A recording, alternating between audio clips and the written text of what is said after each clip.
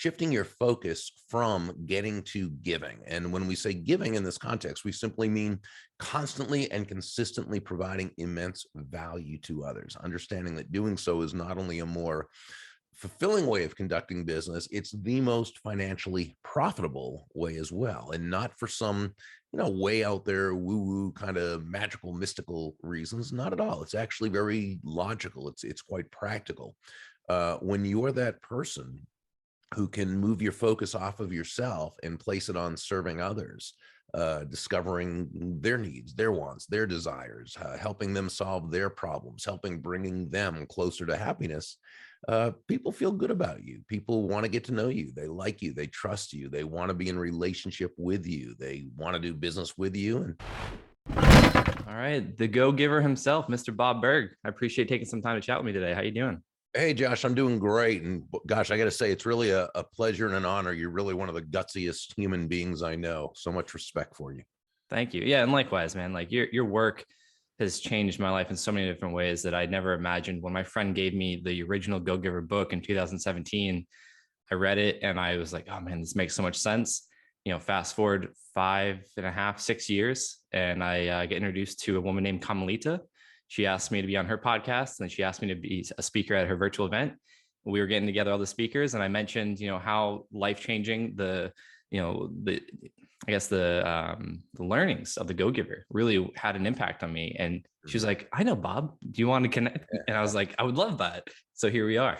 She's great. She's fantastic. Awesome. Yeah, no, I agree. And I guess to get things started, I do want to respect your time. And again, I greatly appreciate you sharing the time. I never would have imagined that I would have been able to have this time with you. So I definitely appreciate that. And for those that don't know about the Go Giver Way, that aren't familiar with the books, maybe I've heard of them, haven't read them. I know there's, several. I have all of them. What's the best way you like to describe the Go Giver Way? And what does that mean to you? Sure. And it's a series of books.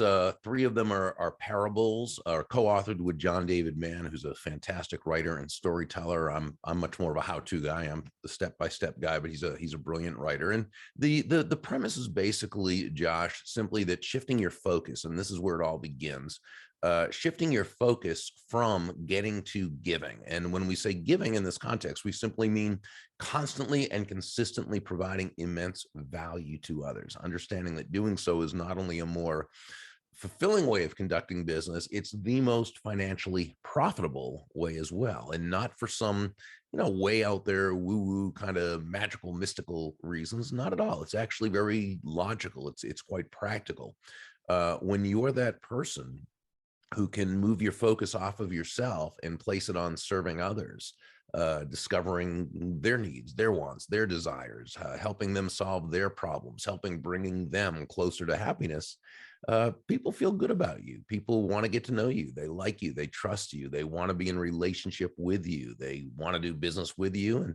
And they most likely want to refer you to others. They want to be your personal walking ambassador. So that's really what it is in a nutshell.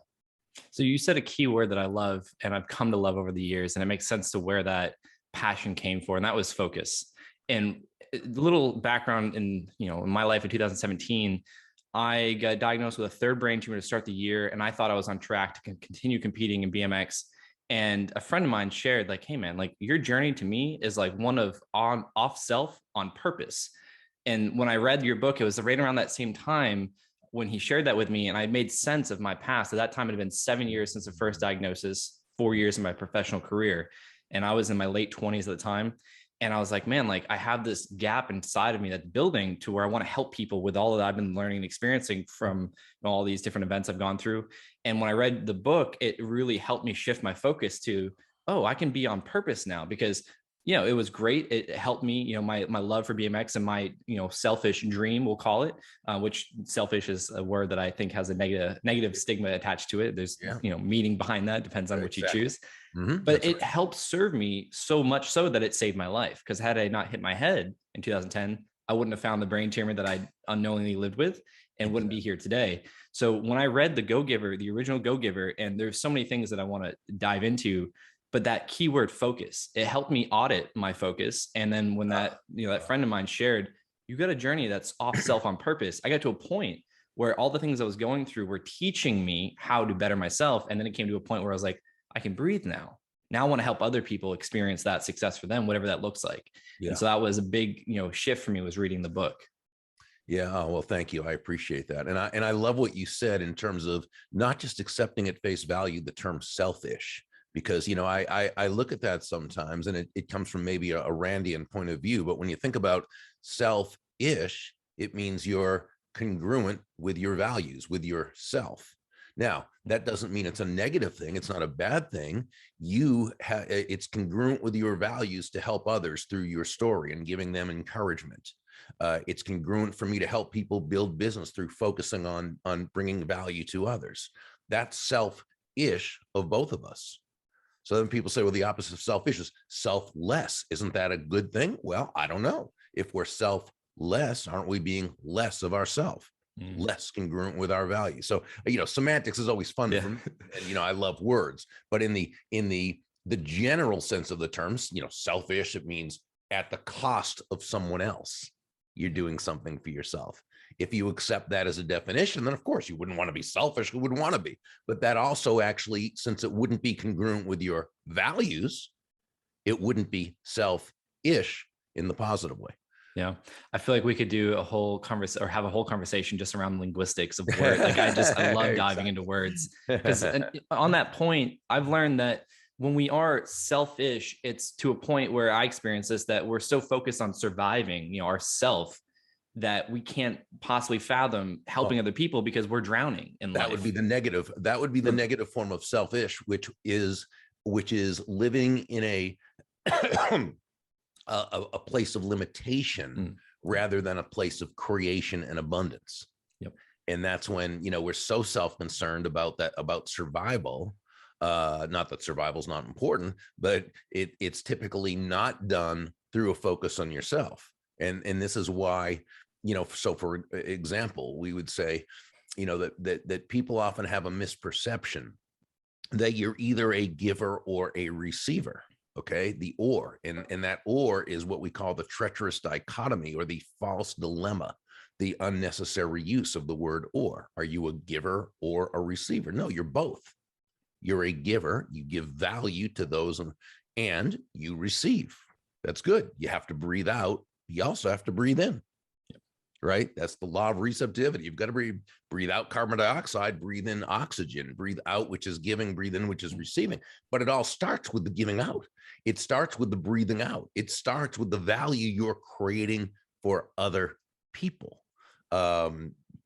We plant before we harvest, we sow before we reap, we give before we receive. It's at the beginning of the story when Pindar, the main mentor, said to Joe, some people approach a fireplace with the attitude of, first you give me some fire and some heat, and then I'll throw on some logs and some newspaper and light a match. Well, that's not how life works. Yeah. The way, right? Imagine going to a bank and saying to the teller, hey, I want to open up an account, but first you give me an interest payment. Then life doesn't work that way. So that's why it's actually the most self-interested thing you can do is be interested in others, helping others to attain their goals, and to the degree you do that, you will attain your own.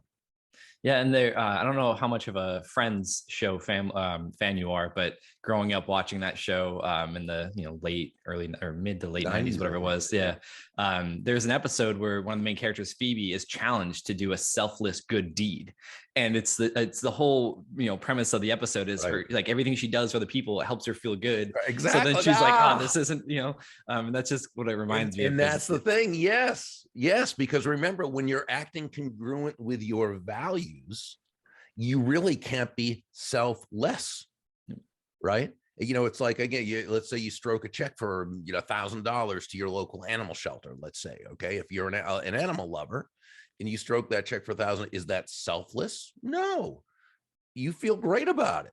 Okay, you feel better about yourself by having written that check for $1,000 than you would if you kept the $1,000, right? So it's really not selfless.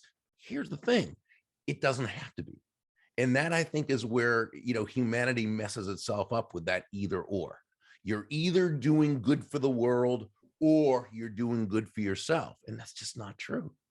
The better you do for others, the better you're going to do for yourself. And we can allow ourselves to stop playing the mind games of, oh, well, am I really a good person if I feel good about doing this great thing? Yeah. Yeah, I mean, and that's, with my personal experience, that's what I had to work through, a lot of guilt and shame, especially with the work I do, speaking and Sure. coaching, helping people when it was coming to the, asking for the money part. And so a virtual mentor, I refer to people that I learned from afar. You're one of them. And then now we have this experience. But what started out as virtual mentors, and then some that I've met in person, like what we're doing right now, or virtually, or some that I've met in person, or some that I may never will. One of those for me is a gentleman out of Australia named Kerwin Ray. And he taught me such a great mantra before any talk I give, before any consultation call, any client call. It's, I'm here to be of service, and I'm open to receiving the gifts of that service. The second part of that was so profound for me, because I had been taught, like, you have to give.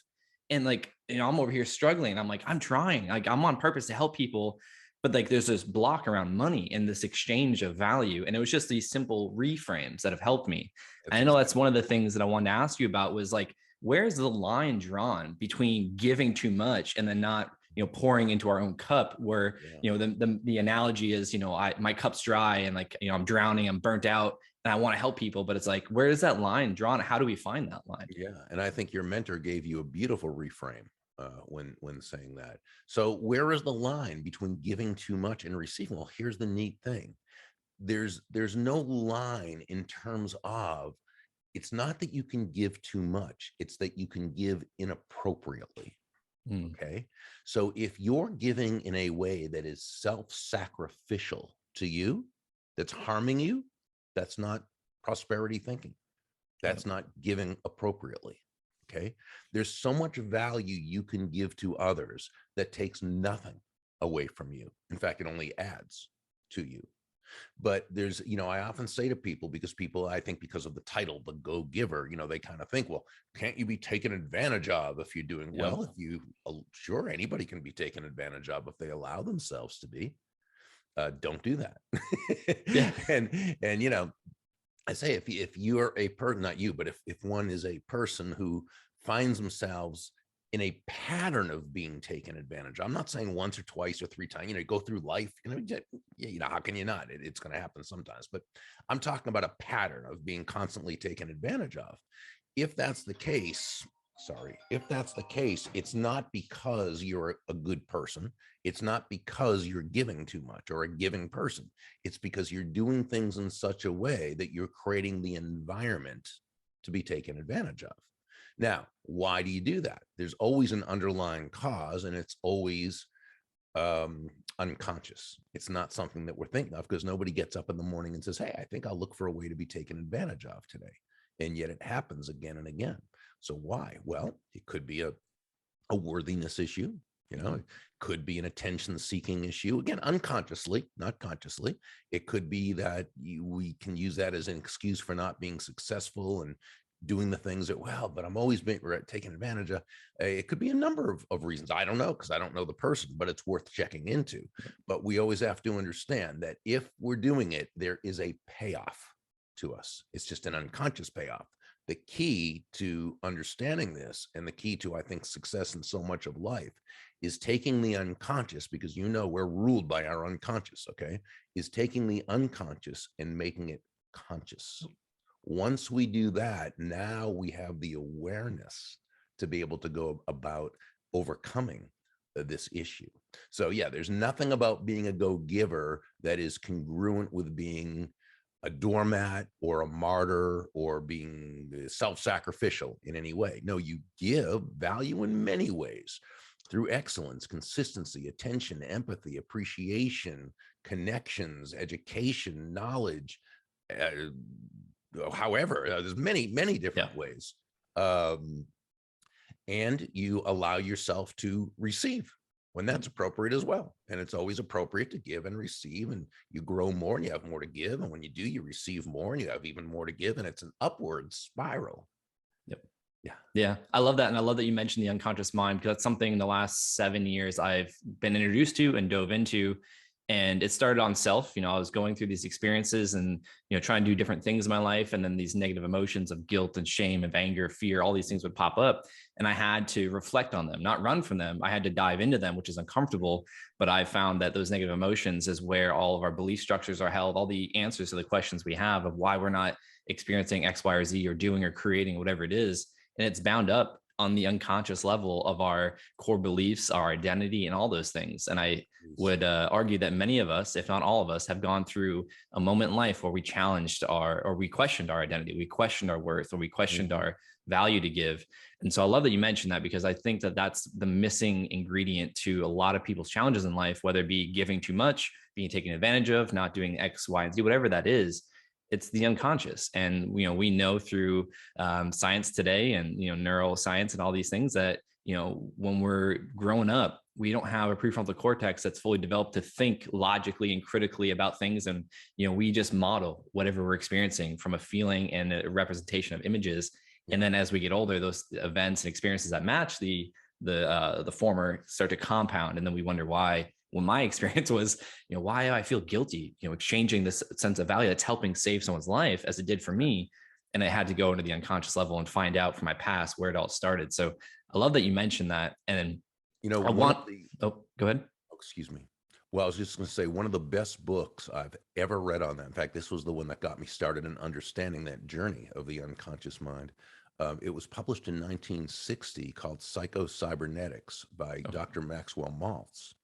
And he was really the first one who showed me, and I think he was really one of the on the forefront, one of the forerunners, that that our unconscious belief system, which is our basic self-image and the way we relate to and understand the world, that is what determines our success. And we can never attain results higher than our most limiting unconscious belief. Yep. And it's a book that to me was a game changer for me, and I still go back to it time and again and reread it and so forth. So I love that. I wrote it down. I'm gonna add it to my list. I'm currently reading The Body Keeps the Score. As I've dove into the unconscious mind, I started getting introduced to trauma and how that that even that word, there's so many stigmas attached to it, but like how that affects us and how our body keeps the score of our past trauma. So I'll add that to the list. That's definitely something I love learning more about. And another great one is another great one's Michael A. Singer, who wrote The Untethered Soul. My fiance actually has that on our bookshelf over there. Yeah, and he has another book that just came out, and I've got it over here somewhere. It's called Living Untethered, which is it picks right up on that, and it's just so powerful. So there's so much we can learn about this and continue to see why, as life more behind it than what meets the eye, especially the conscious eye.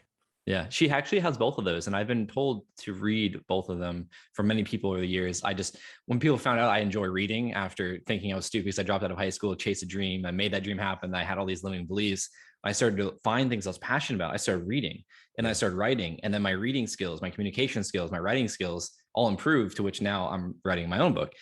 So then people were like, "Oh, you got to read this book." So I've bought several that I haven't got to yet because I'm trying to work through the other ones. And on my Amazon cart, it's like, extended. So I'll definitely, add those to the list. And when I can, I'll read them. And something you said earlier, I want to back up to is you mentioned this thing about the unconscious and, the external reality, all these things. And I like to use the example of when I say this is like, our external reality, I've learned, is a reflection of our inner reality, our beliefs, our core values, our priorities, all those types of things. So it's like, I like to use the analogy of an orange. And if you were to hold an orange in your hand and squeeze it, you're not going to expect apple juice to come out of it. We would all probably agree that orange juice would come out of it.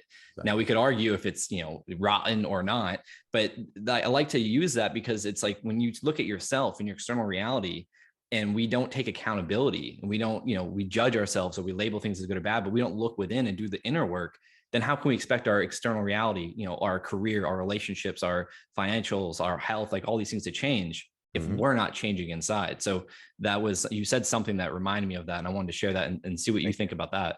Oh, 100%. And even with the orange being bitter, the juice, it's not arguable. It's what you said, you could argue with it. There's nothing to even argue about. Absolutely. If you're an orange, if you're a person and you're having constantly negative, hateful thoughts, because that's how you see the world, as you see people as being poison and people being this and people being that, sure, that is you're gonna see in front of you. And it's not there. Again, there's nothing magical about it. Okay. It's that you are going to act toward people the way you believe people are. Yeah. And you're going to act right. So, and again, I'm not saying everybody in life is wonderful and unicorns and rainbows. We Yeah. need successful people live in truths. We have to understand there's some people who are rotten and there's some people who are wonderful and there's some people, but it's not an all or nothing. It's not everyone. So we have a choice of how we see the world, how we understand the world. But again, our belief system is comprised of, combination of upbringing, environment, schooling, news media, television shows, movie. But by the time we're little more than toddlers, as you mentioned today, we take in all these beliefs that we have nothing to do. We're not able to check our premises and say, where did they learn this? And how is this proven? And is this definitely a principle that's going to serve me and serve others? No, we just accept it because we're too young to do otherwise. So most of us grow up and we live our lives, in a sense, under a what you could say an unconscious operating system. Yep. Thinking that we're making choices based on strength and conscious choice, when really we're living within a matrix, if you will, that we're just like in the first movie, The Matrix, right? People living in a made up world, a constructed world. They don't even know they're living in a matrix. Yeah. And that's how most of us are. Now, again, what's the cure to this?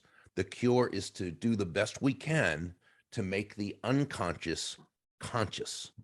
Once we understand this, and that's why Dr. Maltz's book was so important to me and got me started on my journey. Once I understood this about the unconscious, I looked back at every mistake I'd made, every failure that I'd had, every time I came close to winning, but somehow sabotaged myself at the last minute, which I didn't even realize I was doing. Okay. I started looking, it's because that's how I saw the world. Yeah. I saw myself as being pretty good, but not the best. So what did I do? I messed up, when I had a chance, the championship, didn't win it, came in second. Why? Because I saw myself as second. Right. And so that rules us. Once we make the unconscious conscious, now we can take the steps to work on it and work on ourselves. Now we're able to get past that. Yeah. Everything you just said reminds me of why my fiance and I originally started the podcast together. In the last year and a half, 2 years, I've taken over, just been, my project, but why we titled it the Gray Matters Podcast, because not everything in life is black and white. There's this, I would say, this bigger portion of life that is gray, like it's context. And that's something I love, having people like yourself on the podcast to talk about is what's the context of your life? What inspires you to do the work you do? Why does this work for you? Or what does this mean to you? Because we all have different internal representations of how we perceive words, how we see the world, ourselves. And it takes that time. If you want something to change in your life, to do the uncomfortable, which is look at yourself, take accountability, and ask yourself with what I consider my life audit, concept is, how can I change this? But it starts inside, and I think the thing I live by is like health, success, whatever it is, it's all an inside job. It starts inside, and then you start to project that into your external reality. So tying this back to the book, because I know for the sake of time, I want to get back to the main character and see how these things that we've talked about with learning about the unconscious mind, the things you've gone through in your life, like how all these things tied into his quest to learn the trade secrets and how his perception of himself and his external reality shifted with meeting the different characters, and how that ties into, we don't have time to get into the 5 laws of stratospheric success, but I wanted to see from your perspective, what inspired you to write it as it pertains to the character's journey of shifting his focus and his mindset and uncovering maybe his unconscious limiting beliefs and how all that came to fruition for him succeeding in life, personally and professionally. Yeah. Well, the story centers around a guy named Joe. He was the protege in the story, and he was a young, ambitious, aggressive, and up and coming, but very frustrated salesperson. Right. And why? Well, he was a go-getter, which is great. We love go-getters, people of action, but he was also a go-taker. He was the kind of guy who was really focused on himself, right? And making his quota. And, one thing, Josh, when I speak at a sales conference, one of the first things I'll say, and I say it in a joking way, and everybody knows I know that everybody already knows this, and that is that, nobody's going to buy from you because you have a quota to meet. Yeah. Right? They're not going to buy from you because you need the money or you'd like the sale to happen. They're not going to buy from you because you're a really nice person. For that entrepreneur or salesperson who really has a heart to serve others. Okay. And so it just works out that way. Again, you've got to make it about them. Joe had to learn, he had to shift from being a go-getter who was a go-taker to being a go-getter who was also a go-giver, focused on bringing immense value to others. And once he did, things really started to change. He looked at people differently. He saw people not as numbers and not as prospects. He saw them as human beings who he could find a way to serve. And of course, right. And I found that out, when I was 40 years ago, when I first started in sales, and my focus was on myself and an older mentor. You talk about virtual mentors. I have a term that actually one of my mentors, Dondi Scumaci, she actually made this up, I think. I'm sure she did because I'm not that smart, but I just always agree with Dondi because she knows what she's talking about. Call them drive-by mentors. And these are mentors who just happen to come along at the perfect, might not even know them very well. Right. And I didn't know this guy very well. He worked at the company in another department, not in sales. Nice older guy who didn't say much, but whenever he did say something was profound. And he just happened to I think see some potential in me. I think he saw me as sort of Joe in the story that, John David Mann and I would write about years later. And he said, and so a drive-by mentor is that guy who comes along with some advice at the exact time you needed to hear it and we're ready to hear it. Yeah. And he said, Burg, can I give you some advice? I said, please do. I need it. He said, if you want to make a lot of money in sales, he said, don't have making money as your target. Your target is serving others. Now, when you hit the target, he said, you'll get a reward. And that reward will come in the form of money. And you can do with that money whatever you choose, but never forget the money is simply the reward for hitting the target. It isn't the target itself. Your target is serving others. And, that's when it hit me that great salesmanship's never about the salesperson. It's never about the product or service, as important as that is. It's not what it's about. It's about the other person. It's about the value you're bringing to another human being. It's really about another person's life being better just because you are part of it. And I think when we look at sales that way, which is what Joe began to do in the story, now we're really 9 steps ahead of the game in a 10-step game. Yep. Yeah, I love that. And that's, like I said, for me, that was probably the biggest shift that helped me because I just kind of fell into, retiring from sports and then getting into coaching and speaking. And I didn't know anything about business. I didn't know anything about sales. I didn't know that I'd been, virtually selling myself as an athlete, being an entrepreneur the whole time. I didn't know that. Yeah. I have no, training and education or at the time in business. And now I'm learning as I go. And I've had so many people come across my life that, like you said, the right moment, the right time that I was ready and I was open to receiving that information and taking action on it. Yeah. Your book and your co-authored book, at that time, it was the year I was trying to find what that next vision was in my life, what I was meant to do with all I've lived through, all I've experienced, and then the knowledge I gained and the value I had to others. And so I've met so many people since then that have told me, when you look at sales, and I've literally had a coach do this with me, cross that, write it down, cross it out. Now let's replace it with value exchange and leadership.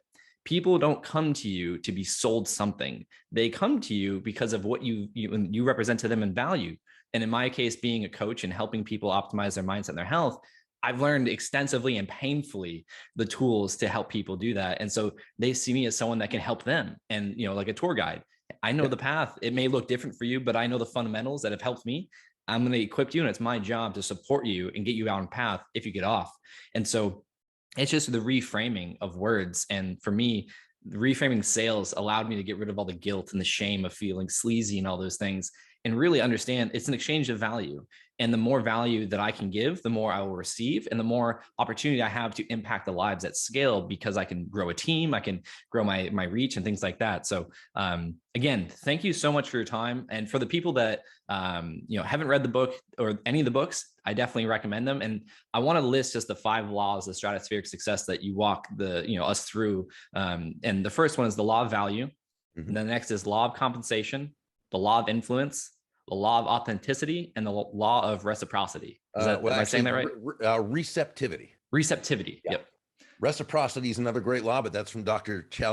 Robert Cialdini's great book, Influence, Science and Practice. It's just another, it's about the human need to, when someone gives to us, to want to give to that person.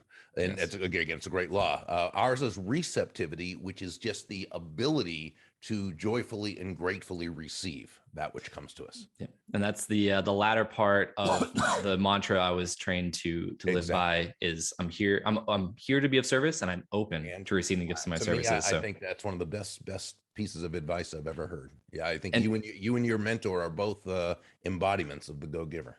And this right now, what we're doing, it is an example of, the service I've been providing. And then I had a person, Carmelita, say, here, I want to help you out. I want you to meet one of your virtual mentors. And here we are. So again, thank you so much for sharing this time with me. And I really encourage people. I've been talking about the books for years now. And hopefully this helps inspire people to take that action that we're thinking about reading it, and grab a copy and read it. And, I want to give you the opportunity. Any final words? No, I just wish everybody a great life of stratospheric success, as we say in the book. And it's just been a pleasure and an honor to be on your show again. Once I started learning about you, you quickly became one of my heroes. And I just have so much admiration and respect for you. Well, I really appreciate that. And it's a pleasure as well. The honor is all mine. And I mean, your words mean a lot to me. So thank you so much. And I wish you a great rest of the day. And I'm sure we'll be talking soon. And thank you so much. My pleasure. Thank you.